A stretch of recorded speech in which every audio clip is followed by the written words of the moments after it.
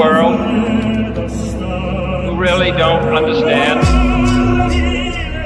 Freedom has many difficulties, but we have never had to put a wall up to keep our people in.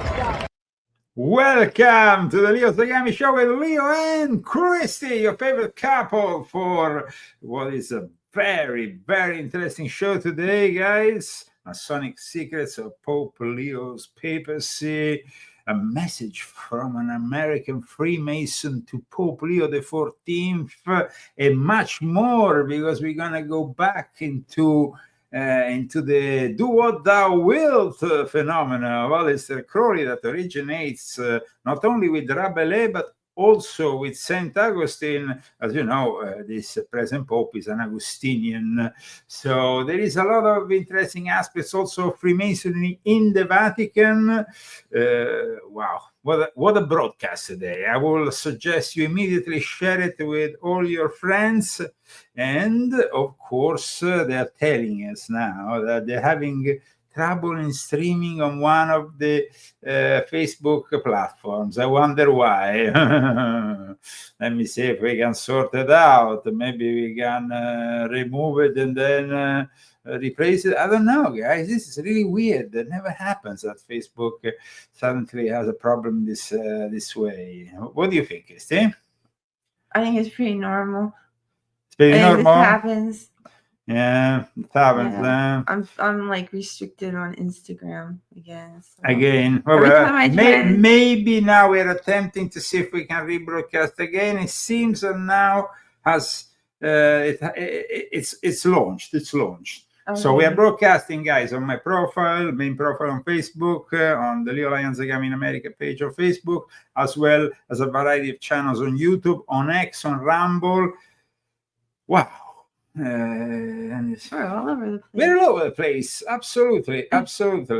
Maybe Zuckerberg had a bad moment. Actually, earlier on today, there was some problems with X. They had problems all over the world, but they seem they have sorted it out. Okay, at this point, guys, please share, put like, subscribe, of course, to all our channels and profiles. And let's start with the show after mentioning the sponsors. Okay, we have Joanne Oteneru and Aiden Carter, Daniel Estes, and Malgorzata Minta. Thank you guys. Thank you so much for your donation and sponsoring this month. And for thank buying the you books. for making this book a bestseller, guys. This is, of course, the book of the moment, the book I've been working so much about, and it's having its well-deserved success. I'm gonna actually go and put here on the screen the page on Amazon, so you can go and check it out for yourself. This is a book that you should all have, guys, especially if you follow our work here every week. It's a bestseller. It's the #1 new release in general history of religions. It has all great ratings. You see? Great stuff.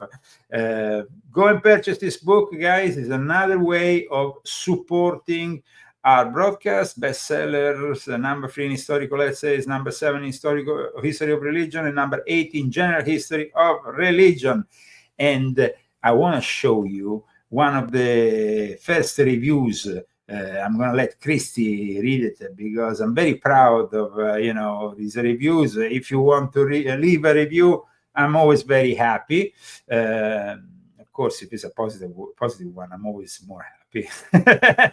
But Christy, here is the review left by Aiden Cat. Oh, Aiden. Okay. And he donated to the show today. Yes. So thank you very much, Aiden. We really appreciate it.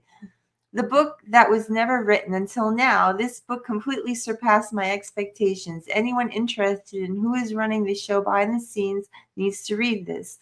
The clues were in front of our faces all along. Well done, Leo, for connecting the dots. And then there is a simple thank you from another verified purchase.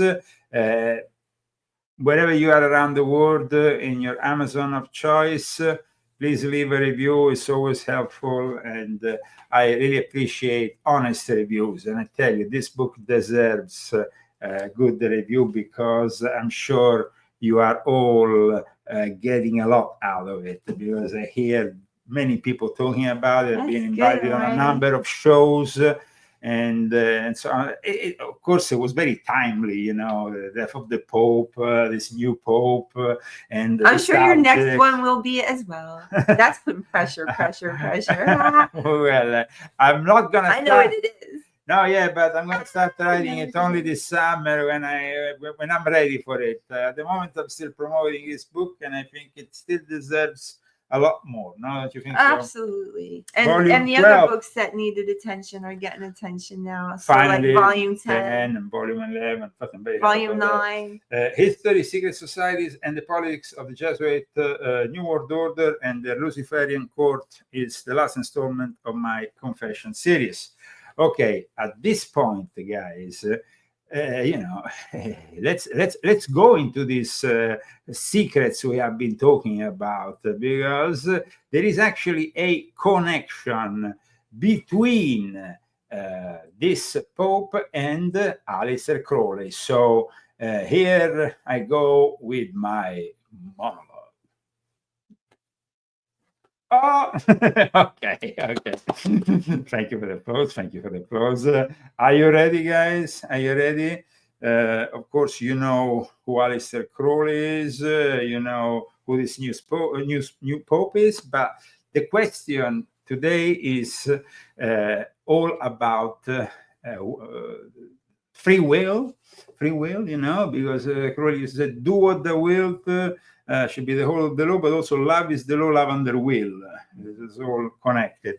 In any case, the question of why God gave humans a free will often comes up in a discussion about the problem of evil. Someone will ask why there is so much evil in this world. And the answer is that human beings have chosen to do evil things. So God gives us this choice. God is not to blame. If you don't have a choice, then you don't have freedom. So the follow-up question is, God knew all the evil things that people would choose to do. Why would he give us free will? Well, the standard answer seems to be that for love to be real, it must not be coerced. Correct. Okay? If we did not have the ability to reject God, then neither we will be given the ability to truly love him from our heart. And this is very important. So some theologians even go as far as to say that human freedom is the highest good and that even God will never violate it. Genuine love, genuine good can only exist in a world where there can be an opportunity for genuine rejection and genuine evil. Otherwise, we will all be robots. Otherwise, there will be no difference between a human and an animal. We have this possibility and we need to exercise it in the right way. So while will within philosophy is a faculty of the mind, in religion is a concession granted by God. Now, the basic rule of Aleister Crowley's infamous telemma and seemingly free will system is, in the words, do what thou wilt should be the whole of the law. And it's stated in his channeled text that he channeled while he was in Egypt in 1904, Liber Albert Legis, or the Book of the Law. In April 1904, he, in a number of days, he had channeled this transmission of this book that he claimed would be the book of the new aeon, of a new religion that will overtake all the past ones. Now, he picks up, though, on previous concepts, and the concept of do what thou wilt is present also in Rabelais' book, Gargantua and Pantagruel. Very important. This book is a journey which, in a way, it's ironic and satiric, also about the church itself. And, of course, it appears with the French word fa, qu'est-ce voudreux, do what thou wilt, which appears also in this hobby of telemma, and the telemites are actually a concept he picks up from there. But in reality, Rabelais himself picked up this concept from a sermon of St. Augustine, where he wrote, love and do what you will.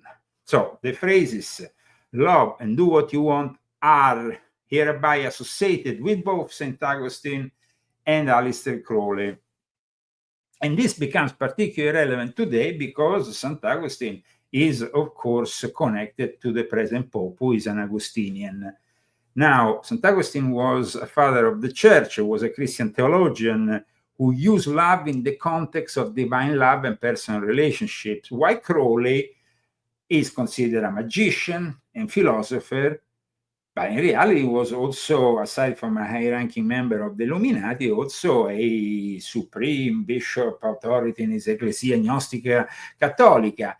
And even if Crowley seems to interpret it in a different way as a principle of free will and hedonistic pleasure, in reality, there is a principle to his madness. And we mustn't forget that St. Augustine, before becoming a Christian, he was actually a Manichaean. And a Manichaean is a follower of Mani, is a dualist principle follower of a religion which is considered, let's say, Gnostic in a way. And in this link, which I'm going to show you, this is a link from a church which is inside the Vatican. It's the Parrocchio of Sant'Anna, where they do also the UFO events within the Vatican I've talked about in my books. Now, it's very interesting because in this article about St. Augustine, they claim that he was a Manichaean, and at the time, the Manichaeans were a sort of, were a sect that, of course, he had embraced, that they claim it was similar to the P2 Lodge, and it was actually helping him and helped him arrive in Rome. So it's St. Augustine, before becoming, let's say, a Christian and a figure of great importance in the church, had actually embraced a religion which is considered, of course, not heretical because it's not even Christian in nature. It's a completely different kind of faith, which they themselves claim in some way was similar to I mean, not only them, but many others claim is similar to to Freemasonry. So when we are talking about St. Augustine, we are talking about a guy who wasn't always the way he was. And there is some interesting words that needs to be said here, that were said by both Crowley and St. Augustine, because Crowley says, and here Christy can read this, I'm going to put it on the screen for all our viewers. Welcome in the meantime to the Leo Zagami show. Today, of course, is a show that is going to go maybe a bit closer to what we used to do with exploring the Illuminati occult, rather than the news. But I think that this is very important to understand more about these Masonic connections with this Pope, and also the philosophy behind it. So here you have St. Augustine, then Crowley and St. Augustine. So please read. Okay. Love and do as you will, St. Augustine. Love is the law, love under will, Aleister Crowley. Do what thou wilt shalt be the whole of the law, Aleister Crowley. O Lord, grant me chastity and continence, but not yet. But not yet. So grant me the chastity and the continence, but not yet. What does it mean, really?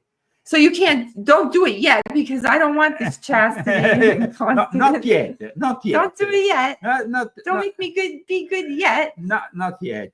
And there is actually a site called The Curious Christian that gives us a very interesting analysis about this whole thing, debacle about the similarities between St. Augustine and Crowley.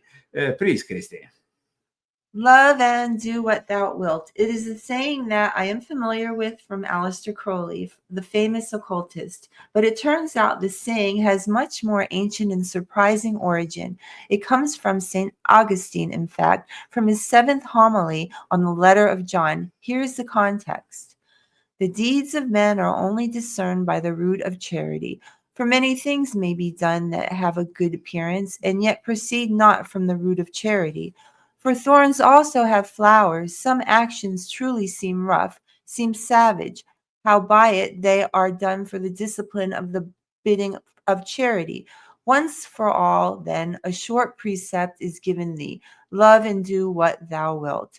Whether thou hold thy peace, through love hold thy peace. Whether thou cry out, through love cry out. Whether thou correct, through love correct. Whether thou spare, through love do thou spare. Let the root of love be within. Of this root, amore. Can nothing Love means amore. Amore. This root can nothing spring but what is good. And this is an analysis that, of course, picks up on the similarity, but also on the differences of love and do what you will, and do what thou wilt should be the whole of the law, and also love is the law, love under will, which are the tenets of Crowley's telema. We are analyzing all this because it's important also to understand that the antecedents of telema were explained in 1926 in a text by Crowley, who fiercely denied that there was, though, a connection. And so he says, it has been remarked by some critics, and this is printed in the Revival of Magic, edited by Imenos Beda, who is the current Grand Master, and the past Sabbatius, who is Kaczynski, who are the contemporary, let's say, contemporary Thelemic personalities, and the Imenos Beda is the grandmaster of the world for the OT. So they have been involved in the printing and editing of it. It has been remarked by some critics of the law of Telema that the words "do what thou wilt" are not original with the master Therion, or rather with Ivas, who uttered to describe Ankh for Shu, the priest of the princess, the book of the law. So Crowley is putting forward this reply to possible criticism, probably people saying you have copied this. No? So in point 2, he says, this is true enough in its own way. We have firstly the word of St. Augustine, love and do what thou wilt. So he admits that. So he's a plagiarist. But then he says, this is, however, as the context shows, by no means what it means in the book of the law. St. Augustine's thesis is that in the heart, the heart be full of love, one cannot go wrong. It is, so to say, a rider upon the theorem of St. Paul, 13th chapter of the first epistle of the Corinthians.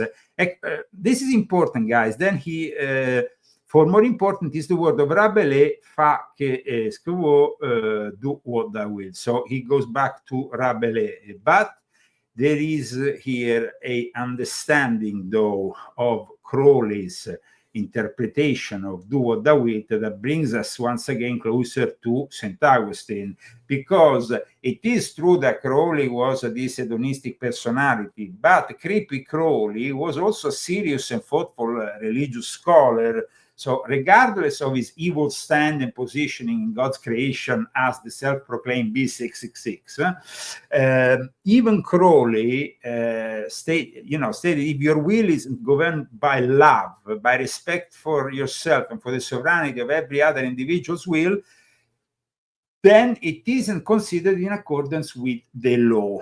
Often this can be the exact opposite of what we might think as do what we want.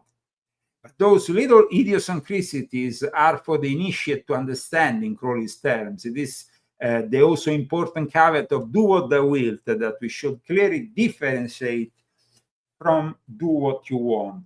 So it's like Crowley says do what thou wilt, or love is the law, love under will, but then explains that by doing certain things you are restricting yourself. Crowley has puts together a sort of inverted version of Manichaeism. In any case, Crowley is, in this will that he's putting forward, it's a little bit like Augustine or Indubactis. He's believing that perfect love has the perfect guide to human behavior, and with his perfect contemplation, which I don't know how perfect that is, and his perfect dedication, which I don't know what kind of perfection is that, because he indulged in the most perverse things. But in his concentration or even perfect hedonism, he seems to find a way to realization, to the one. The one is the subject that we also have found in the opening, homily of Pope Leo XIV during his inaugural speech. We are all one, with Christ, he said. Though. Who's a charismatic figure? He downgraded Christ, so. Well, I think that actually he was criticizing, saying that he shouldn't downgrade Christ as a charismatic figure. That's I think not that what NBC said. They're liars. No, I think he should interpret well what he says. I think at the moment, Leo XIV is trying to please as much as possible the conservative side of the Catholic Church, which was neglected by Pope Francis. He's doing it in a number of ways, and he's doing it because, of course, they bring in the money.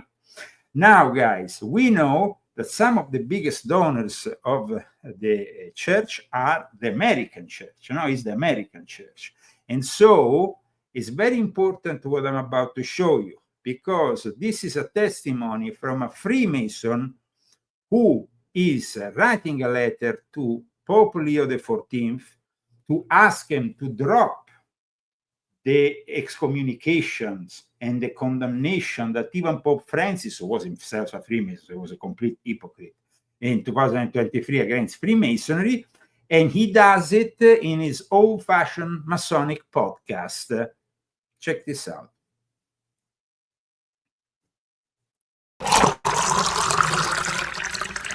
Grab your cocktail and get ready for this episode of the Old Fashioned Masonic Podcast.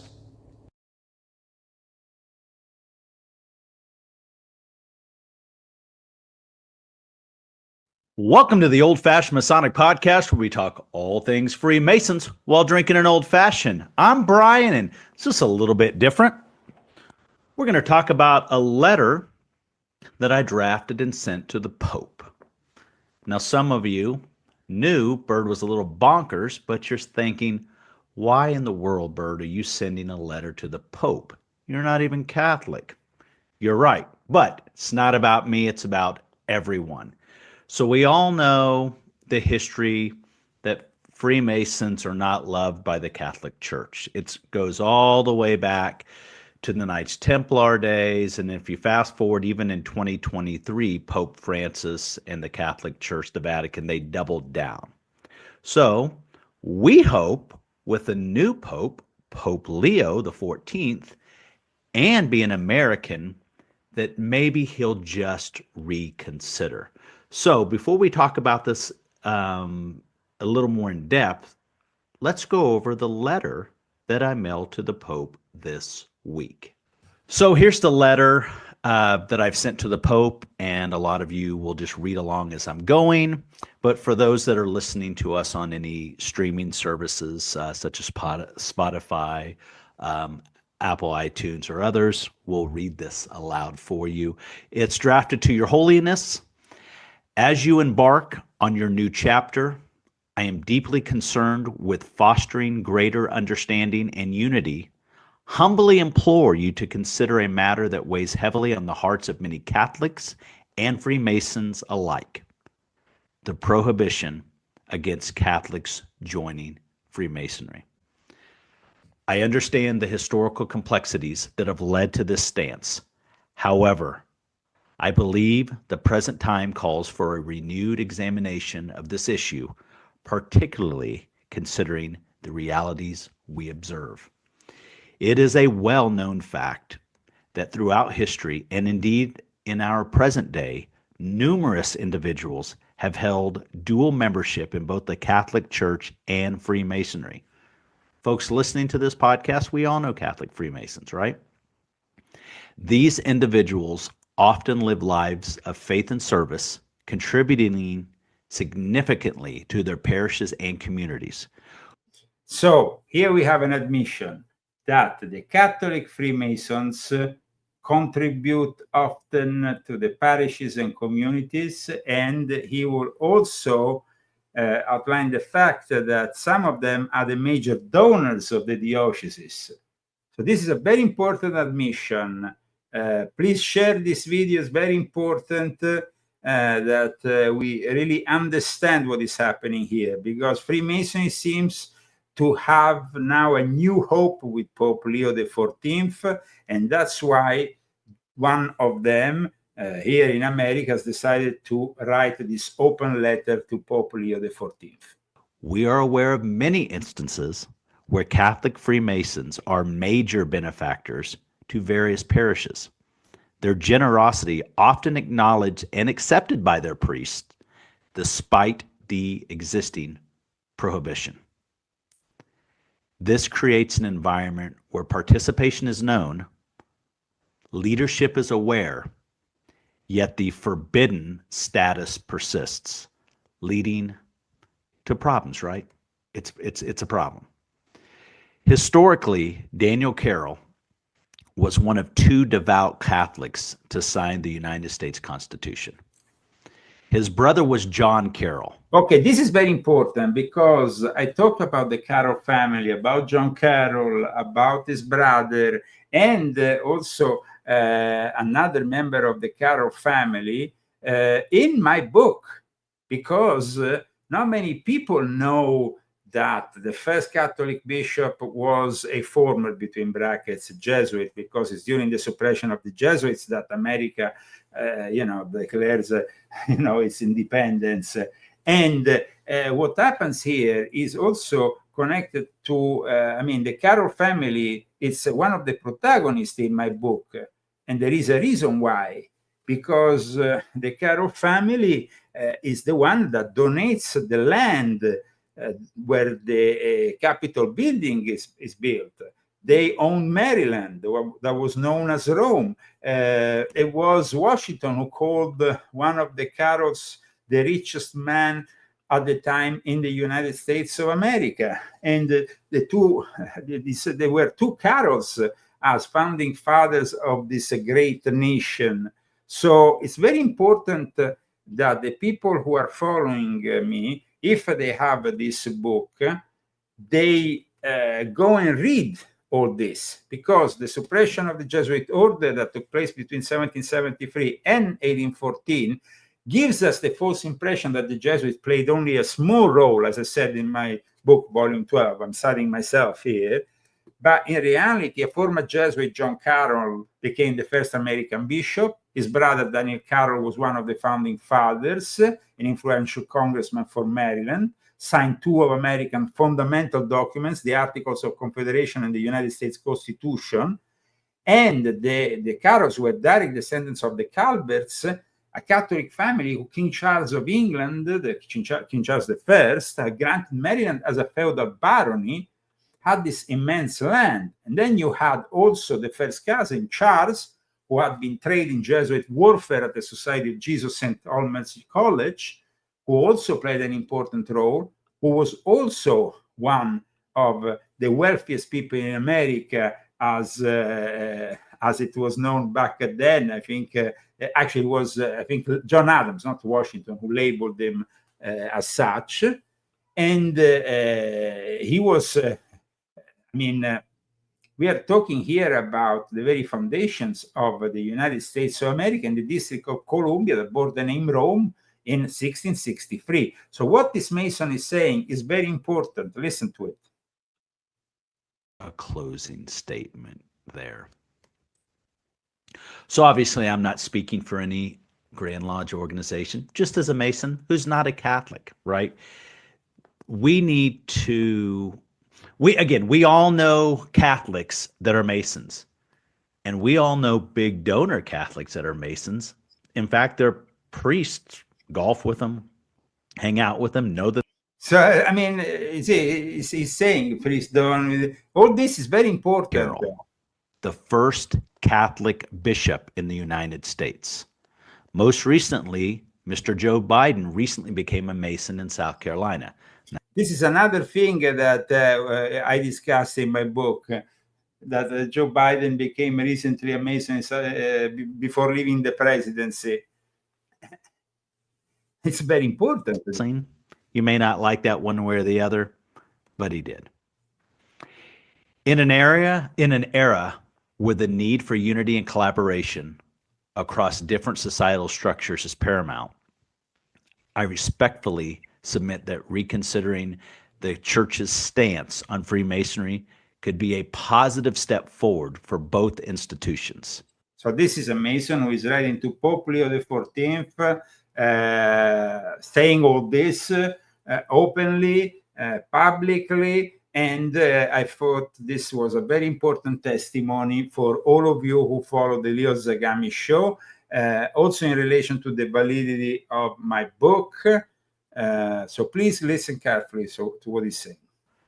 Freemasonry, with its emphasis on morality, charity, and brotherly loves, shares many values that resonate deeply within Catholic teachings. Allowing Catholics to openly participate could foster greater understanding, dispel misconceptions, and potentially open avenues for collaboration on shared goals and human betterment. I understand that this is a complex issue with a long history. However, I am hopeful that under your wise guidance, a path toward greater reconciliation and understanding can be explored. And then there's a closing statement there. So let's listen to the closing statement. Under his wise guidance, the Freemason is hoping for Pope Leo XIV to drop the public enmity, which is only public, it's only a show, because in reality you have Masons in the Vatican, you have Pope Freemasons, it's all a charade. So obviously, I'm not speaking for any Grand He Lodge said he's not organization, speaking just for as a any Mason, but it's not a obedience in Catholic, particular right? in a Grand Lodge, or We he's not need particularly, he's not to. even Catholic. I think. We all know Catholics that are Masons. He feels sorry for the Masons who are Catholic and who are, in theory, living in great sin. We all know big donor Catholics that are Masons. And that is important, I think, when he says big donor Catholics, because, we know how important the big donors were for the election of this Pope, because this Pope is from the United States and is the biggest donor in the Vatican Pence, St. Peter's Pence, as it's known. And that is what really made possible the election of this Pope.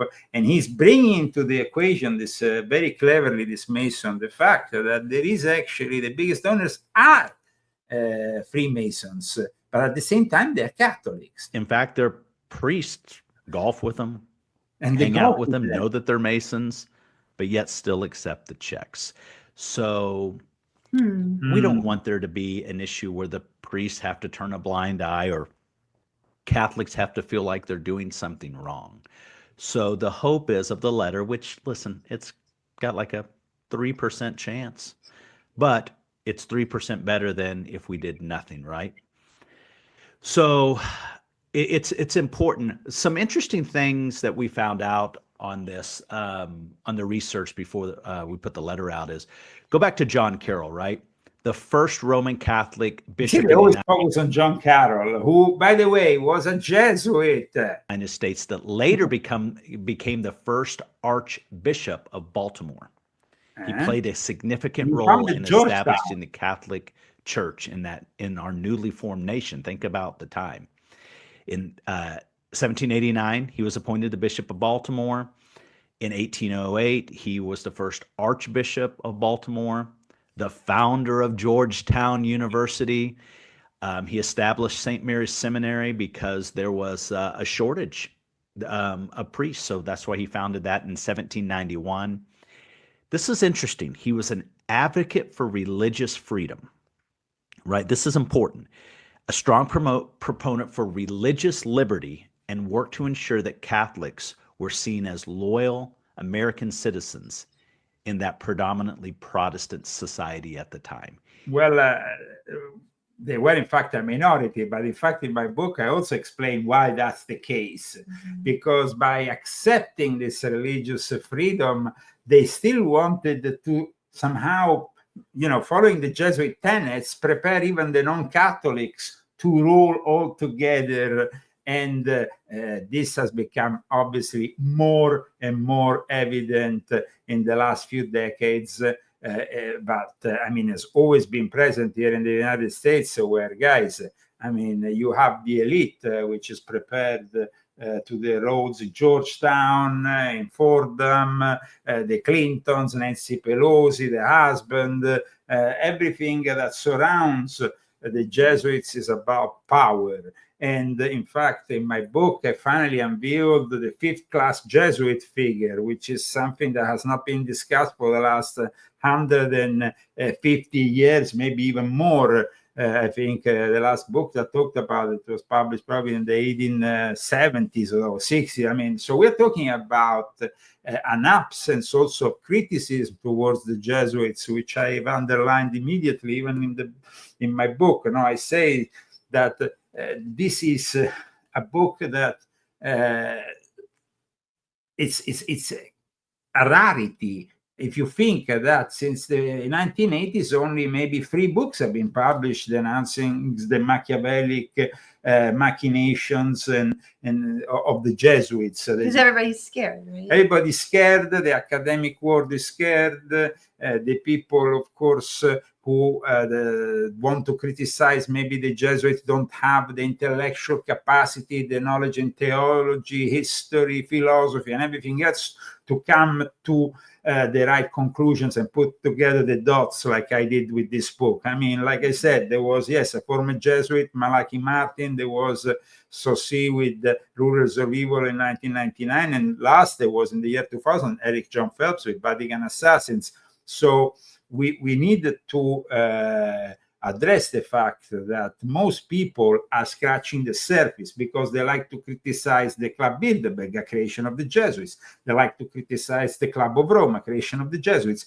They like to criticize the World Economic Forum, another creation of the Jesuits. They like to criticize Freemasonry, which has worked hand in hand with the Jesuits, large factions of it, and the Illuminati, same thing. So nobody wants to go at the core of the story. I want to show you something here, which is very important, that I think is going to bring a lot of clarity to a lot of people. In regards to somebody who was, up until a few years ago, a very important figure within the Jesuits, but who was connected also with the founder, the first civil director of the CIA. Yes, guys. I want to talk about Avery Dulles. Avery Dulles, this gentleman, which I'm going to show you here, comes from a family which was very powerful. And it's very unusual that a guy like this becomes a Jesuit. And then, out of nowhere, he's also made a cardinal without being even a bishop. But let me explain who this guy is. This guy that came out of Fordham University, that came out as a cardinal, who was a theologian, is the son of John Foster Dulles. John Foster Dulles was an American politician who served as United States Secretary of State under Dwight Eisenhower, and his uncle was Alan Dulles, the director of the Central Intelligence, which I also mention here because he was fixated with Sun Tzu, The Art of War. So he came from a family of people who were not particularly religious, but here he is at the ceremony when he became a Jesuit. And in fact, the uncle was also present at the funeral of the Pope. This is Avery Dulles, ordained in 1956. At Fordham University Chapel, 36 are ordained as Jesuit priests.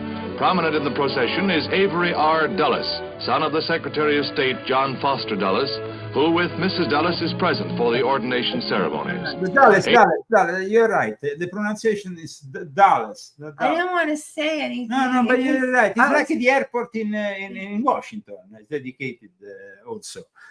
So yes, you're right. It's the pronunciation. Sorry, guys, my pronunciation at times. Well, I didn't want to say. No, but you say the right thing. It's important. 800 crowd the chapel to witness the ritual, presided over by Francis Cardinal Spellman, Archbishop of the New York Diocese. After being blessed by His Eminence, Avery Dulles, now Father Dulles, who was converted while studying law, bows to the Archbishop before leaving to take up his new vocation.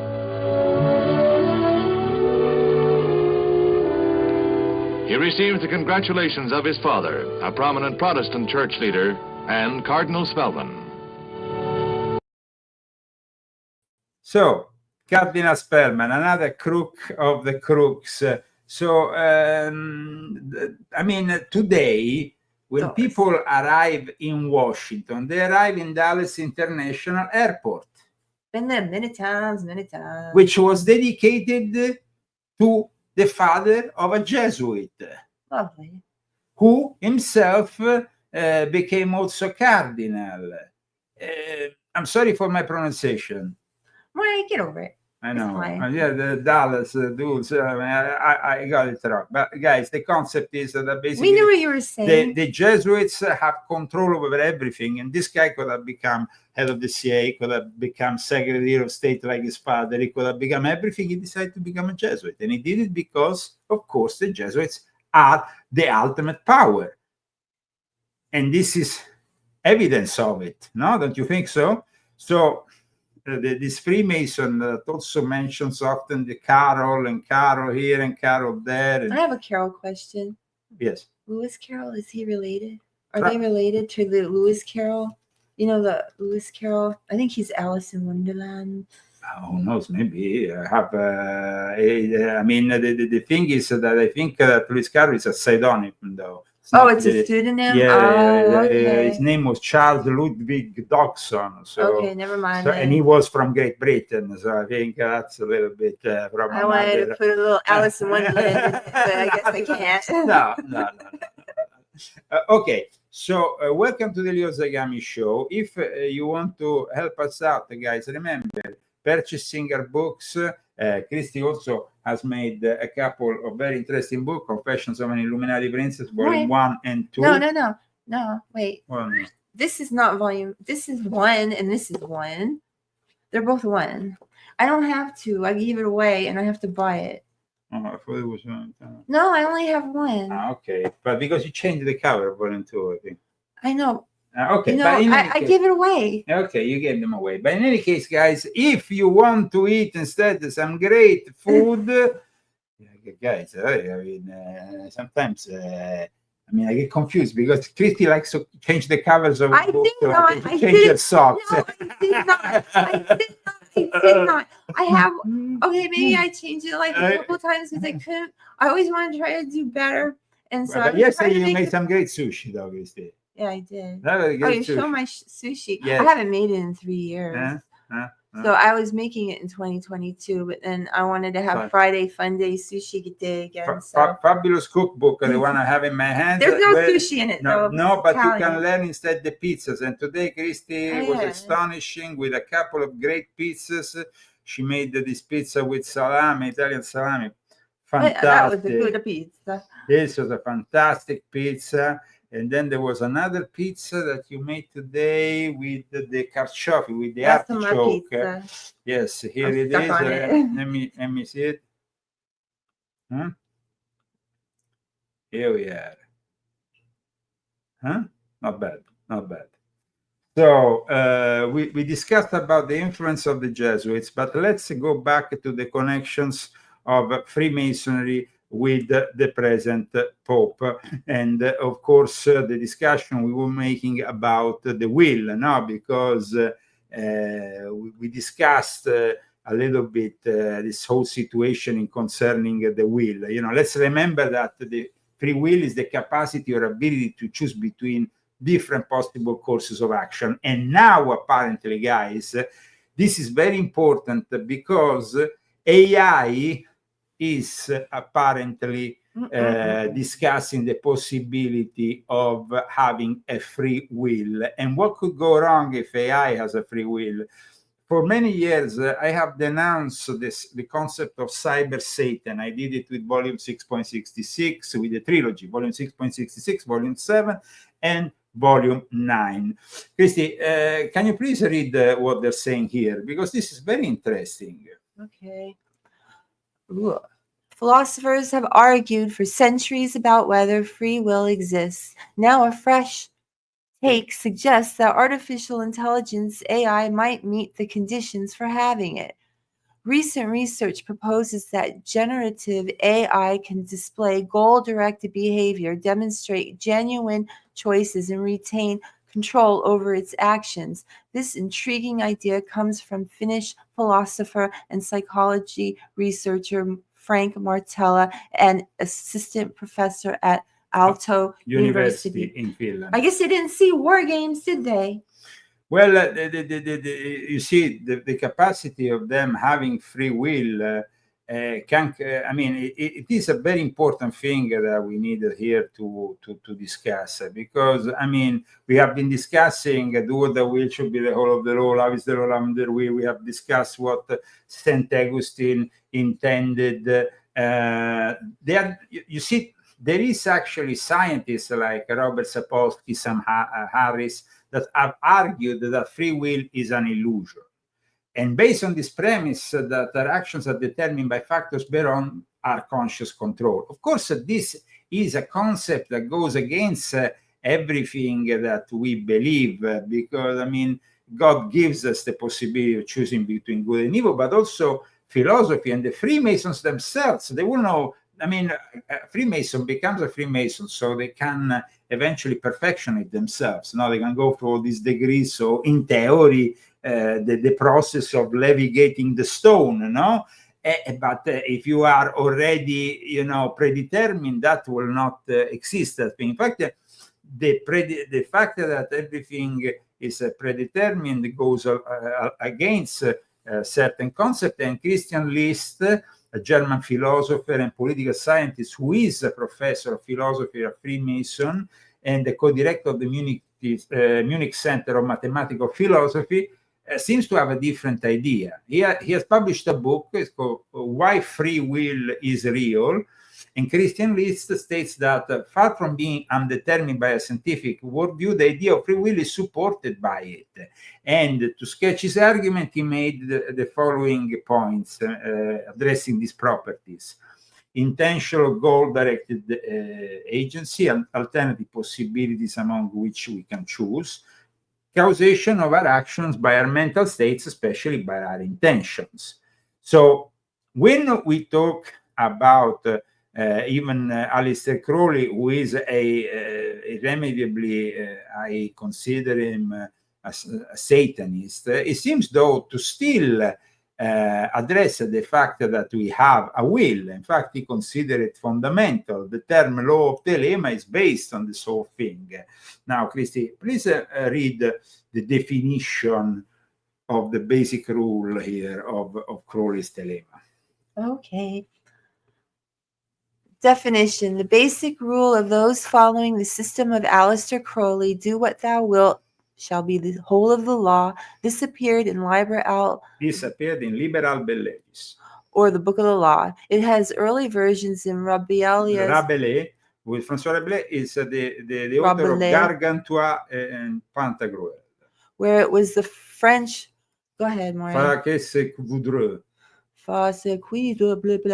Do what thou wilt, and in a sermon of St. Augustine, where he wrote, love and do what you will. Some people have made the assumption that do what thou will means you are free to do whatever you want. This, however, contradicts Crowley's intent. Here the term wilt means the will of your higher self, and your higher self is completely in agreement with the will of God. Therefore, the law of Thelema is saying that a follower is called to do the sometimes long and difficult work that will enable him or her to consciously access their higher self, and then only do what is in the nature of the higher self. Thus, their actions will eventually be in harmony with the will of God. There is much older Sanskrit terms, so that, which means the path of doing one's will. This is a belief and practice followed by some tantrics. It should be pointed out, however, that karma is also in play. Therefore, a tantric following this path is free to do whatever he or she wills to do, but is responsible for their actions. So this is how will is in some way discussed and analyzed as a choice always, because I always said from the beginning of the show, this is what really determines a human being rather than an animal, the possibility of having free will, the choice of going either forward or backwards, the fact that, of course, you have the karmic law means also that if you do something bad, it's going to come back to you. And so if everything instead was predetermined, we will not have that choice. No. Now, what is your opinion on all this, Christy? I think we all should follow God, but a lot of people aren't close enough to God. Okay, but do you think they have the choice of following God? Yes, of course. So you deny no, but the problem is what the scientists, these pragmatists are saying, there is no choice. You are actually saying I mean, I have a whole choice. theory, but if let's listen to Christy's theory. I'll lecture. Okay. No, it's like, it's your birthday, by the way, Monday, yeah? Monday, yeah. Monday is her birthday. It's my birthday, and it's exciting. It's exciting. Okay. So anyway, I was just going to say that, we're born with, God 100%, as a child, but through life, you go through so much trauma. And with each trauma that you experience, a demon comes in. And so, it will influence, so with these traumas come demons. So, if you've been molested, it's the worst of trauma is the worst of demons. So like, say you've been molested, that demon is influenced is around, or at least it stays with you a little bit because that impact of that. And it depends on the person, because if the person is really good, then they take that, and no matter how many people persecute them, they still follow God. No matter how many things go wrong in their life, they say, this is it, I follow God. And that's been my life. I've had people that have bullied me as a child and grew up in trauma, and had this, but I always kept God with me through all the trauma. And so I was always good and I never did anything wrong. But some people, they keep this trauma and they hold it to them and they make it themselves and they become that trauma and then they become that demon. Mm-hmm. And so, that evil thing becomes part of them. So, then you go away from God. And the more, and it's not even some people, sometimes you can lose a family member. Like, for instance, my father committed suicide. Mm. And so, in that moment, I could have turned another way and gone another path. But instead, I decided to take that and channel it into something I could do that was good. So I started painting in that time. And it was a place for me to escape. And I kind of felt like together with God when I was doing that. But then, then I made a wrong choice. When I went to Italy, I made a wrong choice. And I started. You didn't make it wrong choice to go to Italy. You made the wrong choices once you were in Italy. Yeah, but that place is evil. Yeah. So, I mean, but of course, I was there, so you decided to stay there. I had to stay. I'm worried. I had a force inside of me that was pushing me to believe in you and stay with you. And so that's what I did. But I made some very bad choices. And in every choice I made, I paid for it very badly. And when God curses you, you feel it. And you know it's coming from God. And that's even worse. Well, it feels like terror. I mean, okay.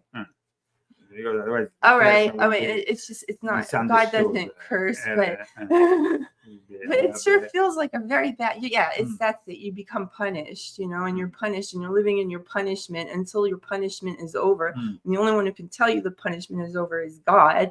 So, anyway, some people, they have more things that are in their life that make them further and further away from God. And so they can't make these good choices that people who have God close make. And so, you make a bad choice and everybody has to pay their karma for it. And that's it. So, and then some people blame bad things on God, not on the bad people. Why didn't God stop that? I've heard that a lot from atheists. So they're like, but why didn't God stop? Because he actually was giving you the possibility to choose. Oh, but wait, I wanted to say, when I went to Italy, I picked up crystals and I started doing. But this is something you wrote about in your book. Yeah, in volume 1, I wrote about it. And if you read volume 1, you probably think I'm totally off because I talk about some of the things I was doing. I don't know if I could go back and read that book and see some of the things I was doing, because some of the Christians that were around me, they didn't really criticize me, but they waited for me to get it. And then I had to leave Italy actually to get it because it was so bad over there. It was like the worst of the worst there. But when we came back to America, I started to feel more grounded when I was here in America. And then, God started to come in slowly and help me. And then I realized that God gives you the realization that something's wrong. And so then I was like, oh my God, what was I doing? And then, I got rid of everything. And then now I'm just back to the way I was. And I don't have any problems anymore. I had anxiety. I had OCD. I was always losing my stuff. I mean, did not have my shit together. Nobody saw me in that 10 years that I was in Italy because I was just quiet. I mean, we've been married for a long time and we've been together for an even longer time, since 2009. So, nobody saw me. They only saw me when I came back to America because I couldn't even show myself over there. Over there, it was a very difficult time because I was persecuted, arrested, tortured. All kinds of things happened to me. So, I mean, and Christy was my witness. And then I had to see all of it. But there were also good moments, but there was also bad moments. Going back to Crowley, he developed a sort of inverted Manichaeism. We said that St. Augustine used to be a Manichaean, and then he gave up apparently Manichaeanism. The nature, for Crowley, nature, he saw it as evil and a fatal force developing within itself. Crowley almost saw the whole thing as suicidal, the will that called Buddha or Christ to their mission. Crowley, primarily known, of course, for his role in the religion of Thelema, drew from a number of sources, Gnostic, occult, and Manichaeism, of course, was one of them. This dualistic religion which emphasized from money, and it used to be a very important religion, a dualistic religion emphasizing the eternal struggle between the light and darkness. Is one such system that Crowley explored and incorporated, of course, and then he didn't maybe identify explicitly as a Manichaean, but he reflected elements of it and also of Gnostic and dualistic thought. He was influenced by the experiences in India that he had, in Sri Lanka, in places which I myself visited when I was a kid. When I was 6 years old, my father brought me to some of these places, and encounters with figures like Franz Hartmann, the great Rosicrucian and Theosophist, Theodor Reuss, co-founder of the Ordo Templi Orientis and SPI.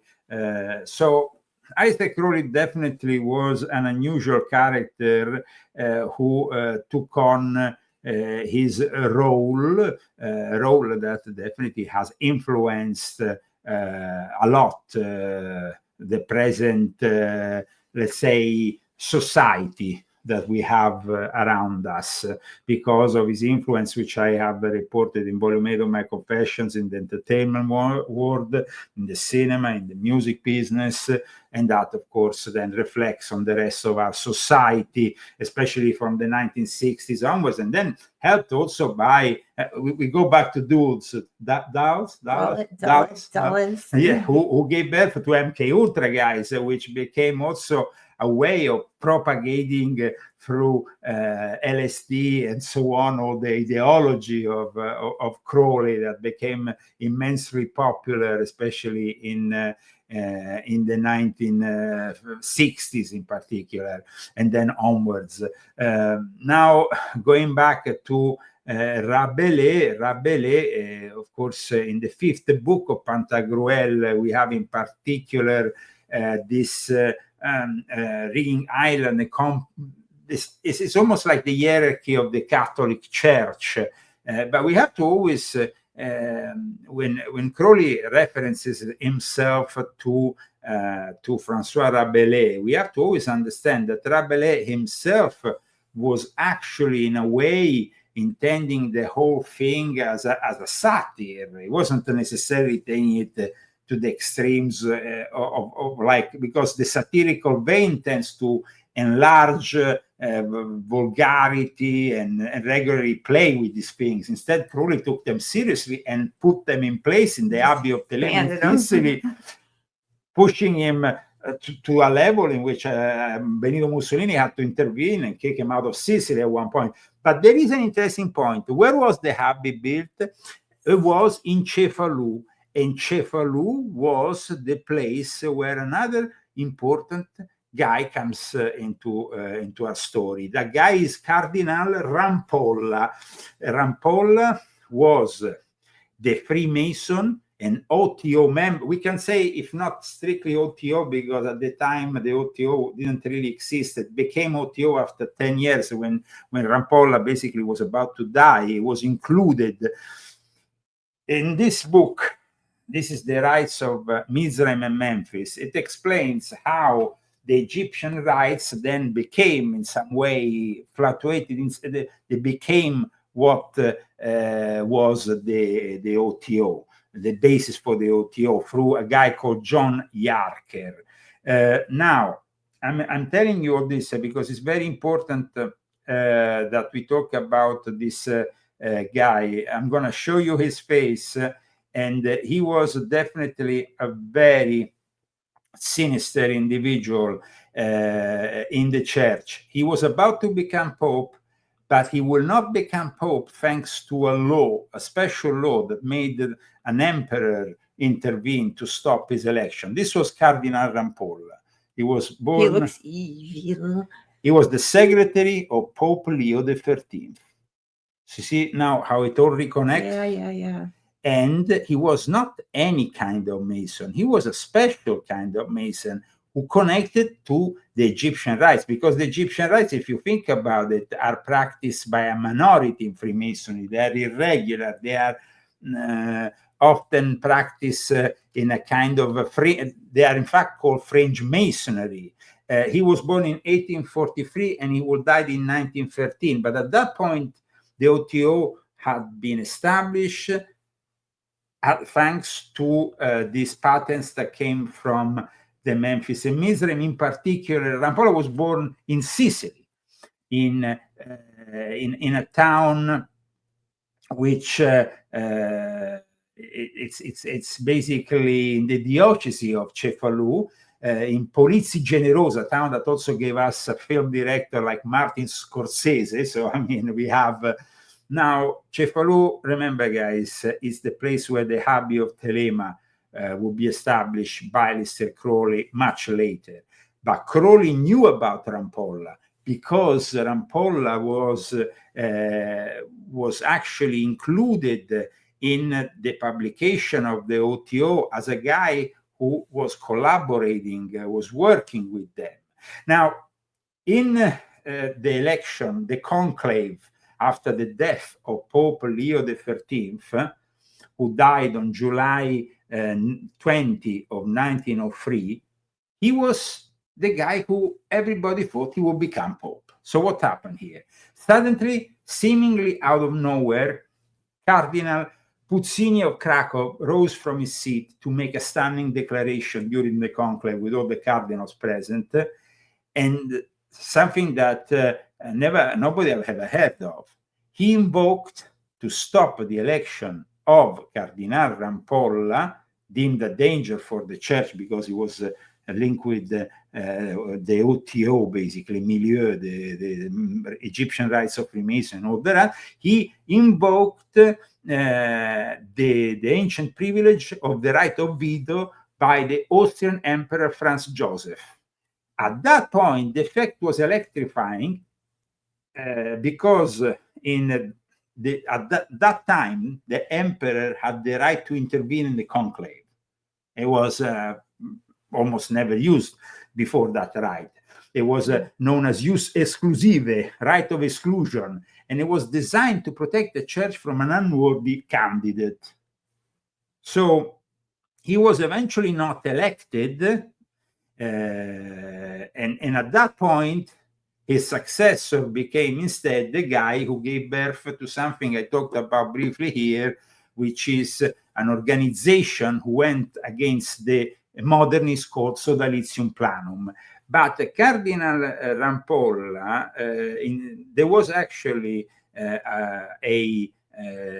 he was accused of having become a Mason during his time in Madrid, and not any form of Masonry, but a form of Masonry that was very close to all that milieu that they gave birth to the OTO.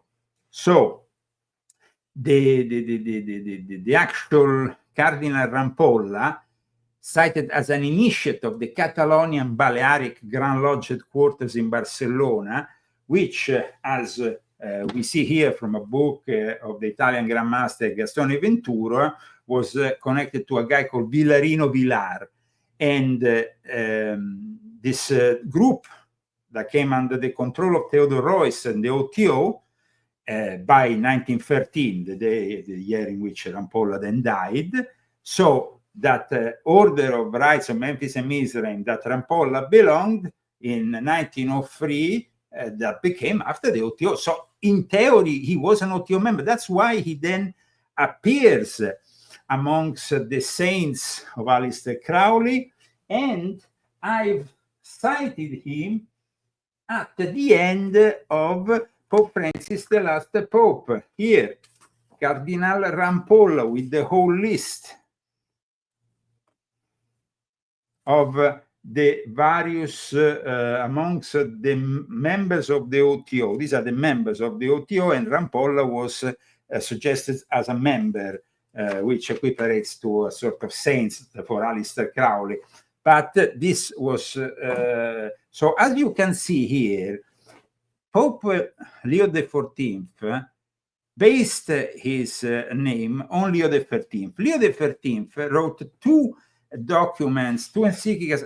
He waged war against Freemasonry, but in reality, he then had a secretary who was a Freemason, and while he was fighting the Freemasons, the secretary who was a Freemason made the church more modernist. So in the end, when the following Pope came in, he had to establish an organization to go after all these modernists. I show you with, the Sodalitium Pianum. And so what happened, which was a Sodalitium Pianum was basically established like another unit of the Vatican intelligence. And it was established because at that point, Pope Leo XIII had waged war against Freemasonry, but Freemasonry was so close to him. Watch, now I'm going to also show you another very interesting thing.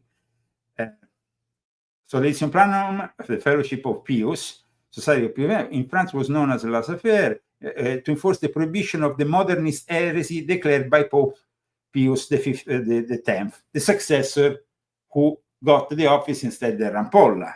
Now, it was guided by a guy called Monsignor Umberto Benigni.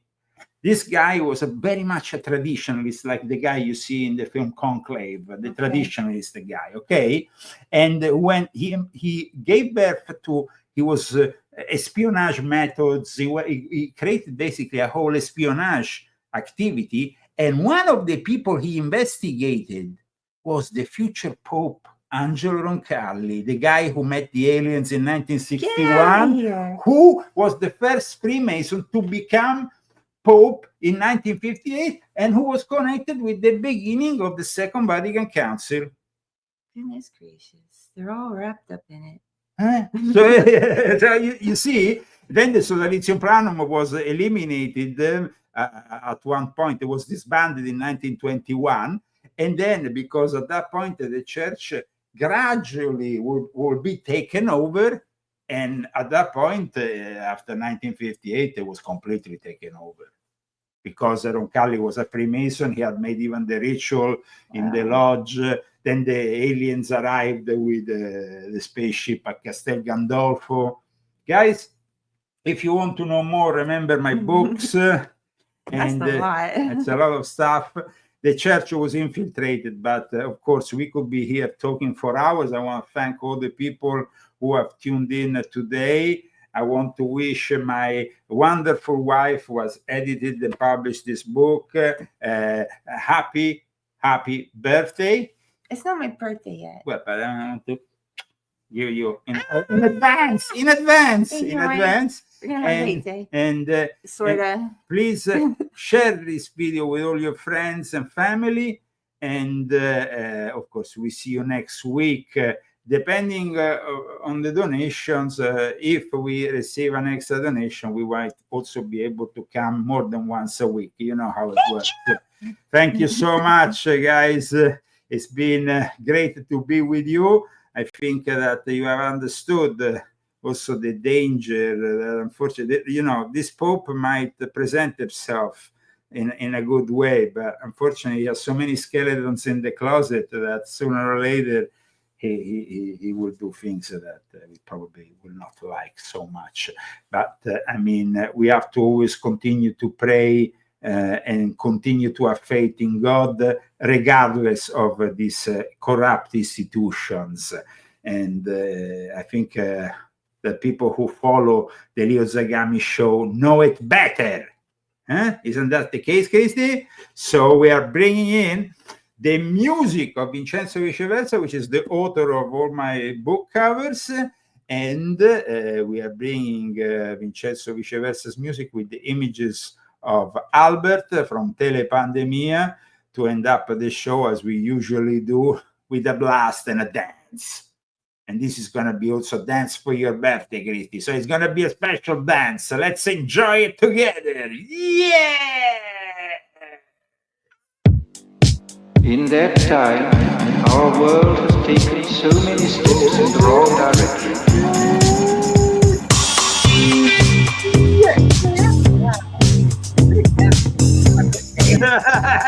Okay, that's I like it.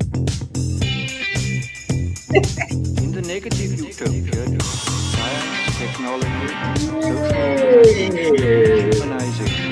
In the negative utopia, science, technology, I'm gonna go eat my pizza. Directly from Copenhagen. Bye, everyone. Take See you next care. Happy birthday.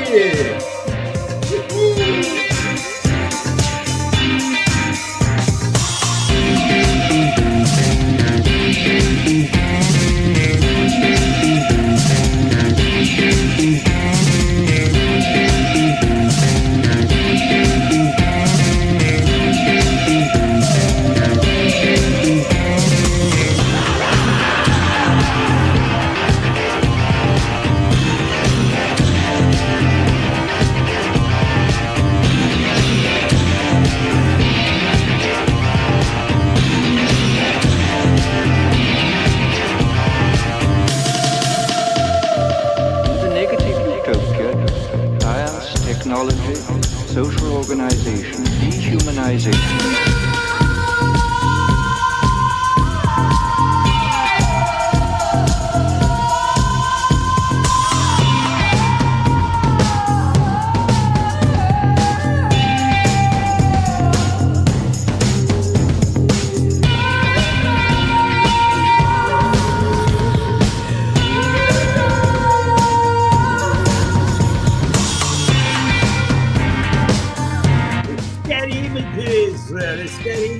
But this is the reality of today's world. Don't forget to tune in next week and put like.